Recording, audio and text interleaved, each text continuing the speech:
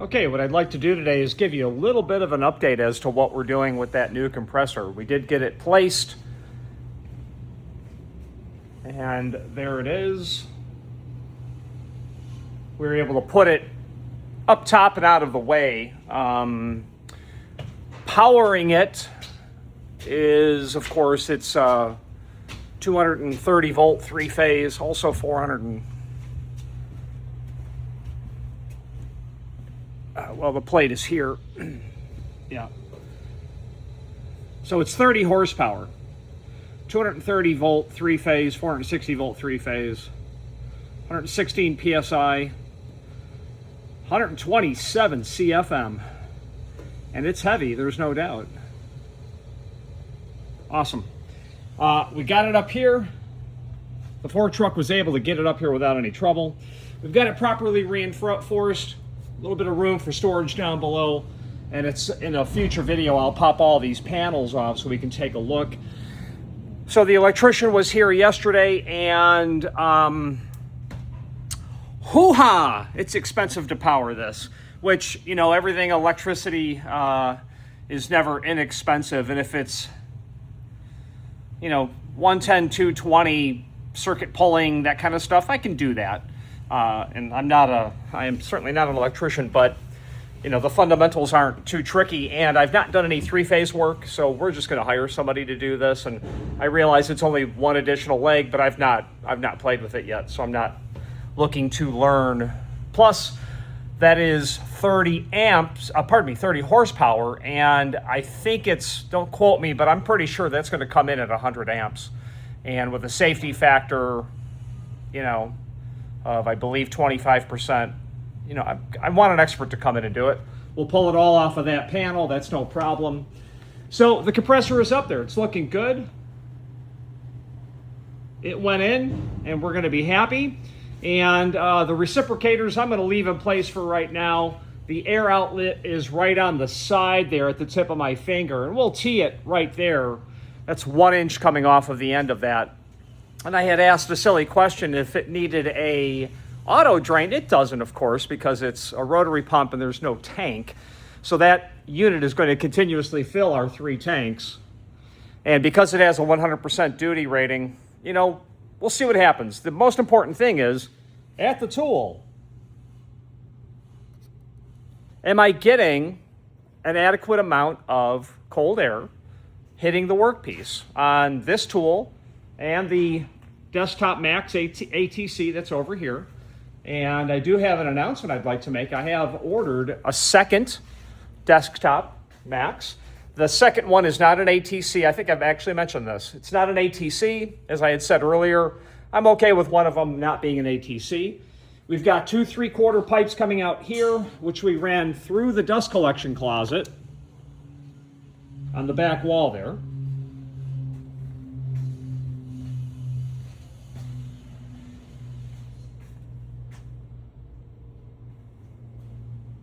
Those 3/4 pipes come all the way down. And now what we have is, so the deployment of compressors is this. I have 2 lines. So the first line are these 2 reciprocating compressors. Those California Air 200 CAD or 260 CAD. These 2 go through this pipe to that air dryer. That comes out and outputs ultimately to this pipe after going through a post and a pre-filter. These are the same, the regulator. Then I have that manifold that I have created. And the bottom line is this pipe serves the 3/4 pipe down for that work area. These 2 hoses, well, they serve the spindle on the large CNC.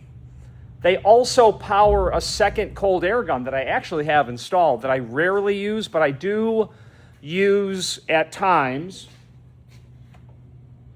which is here. And I use that second cold air gun, admittedly, when I am using the wrong tool. I'm using a flute count that is 5 or 7 flutes with too far of a helix angle, and there's no way to keep it really clean. Or I've used it when running this job.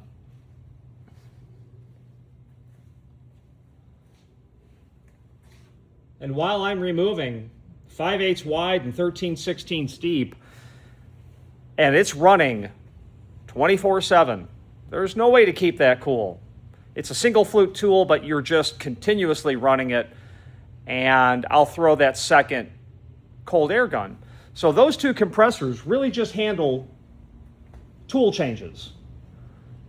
A single line coming off of those two, which I do have tapped for a second cold air gun, which I rarely use, only work the Z-axis tool changes on all of the tools.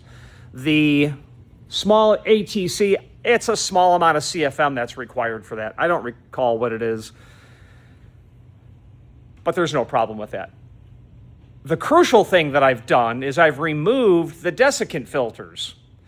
So if you're going to get into CNC and you're going to use desiccant filters, that's going to be okay if your CNC use of how much time, how long you're going to run the tools is truly going to be amateur.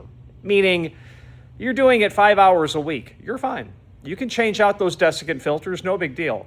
But if you even dream of running it far faster and far longer, you're going to have you're definitely going to have a scenario where that's going to clog. Good morning, Mike. How are you, bud? You're going to have a situation where your everything drops. There's so much water collected, actual physical moisture, actual water is collected. It coagulates those desiccant pellets, rendering the flow of air through that awful. The longer that you neglect maintaining that, changing the desiccant filter pellets and replacing it and cleaning all of that out. Yeah, we left the back door open. The more difficult it becomes actually to service it. The aluminum corrodes. It doesn't want to come apart. So the bottom line is, if you are going to get into CNC work, more than just occasional, I'm sorry, but I would recommend going to an air dryer straight away. I've got two of them. One for the Z-axis, two compressors. The other one we'll talk about in a minute. So again, in conclusion, these two just run the Z-axis. Regulators are important. Air dryers, if you're doing anything other than truly low volume amateur use. If you are never air cooling, I think that you would be just fine with that desiccant type filter to help remove moisture. And in fact, if it's truly amateur, you may not need it at all because the shop bots do have a water separator on them. If you're only cutting wood or plastic, you're probably not going to air cool ever. So you're probably good. However, if you prepare for the fact that you might need to upgrade the system, which is going to mean a compressor that can handle a duty rating that's more in alignment with the pace at which you'll run the tools, and the ability to absolutely eliminate the potential for water in the lines.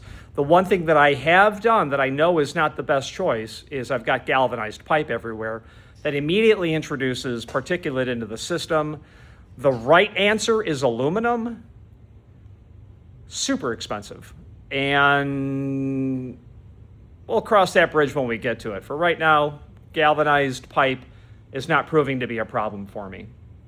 Now, the other line, I mentioned two lines, that is served by the four compressors above and below the stairs. You can't see them. And then, of course, the big boy that's here. So will those reciprocators really ever work? Well, they're there. We'll maybe come up with a plan of them in the future. I may or may not remove them. I may or may not replace them. I've got one here that did fail. I've got a second that is actively failing. And I know, when it's actively... when it's getting to the point where you've pushed it too far is when you've got air in the system that's leaving. You're blowing air through a cold air gun, and the compressor never turns off. So those four compressors, going to be replaced by that 100% duty cycle Hodge HD30. That pipe comes here into the air dryer, pre-filter, post-filter, regulator, down back into my manifold. That will serve this separator. Then this line here serves the cold air gun on the PRS Alpha. It serves, this is just a air hose for just air. This pipe actually now goes outside because I wanted the ability to have air outside the building. So that it's awfully nice to have when you have a need for air. You know, so the point of that is, why is it awfully nice to have? We will take filters, our dust boots, our shop vac filters, our dust boots, we'll take those outside and we'll blow them off with air. I'd rather do that, frankly, outside. A ball valve there. Then the 3/4 pipe, which is here, cold air serving down there. Okay, so cold air going to the large tool, the ability to have air outside the building, the ability to have air right at the end of the tool. Okay, and then that 3/4 pipe here going down to where the bay of the other tools are going to be. So that's my deployment of compressed air happening on both of the tools. That's where I am today. I'm going to neatly tuck all these hoses back outside. And that is simply from the gutters, expels water right literally behind the building.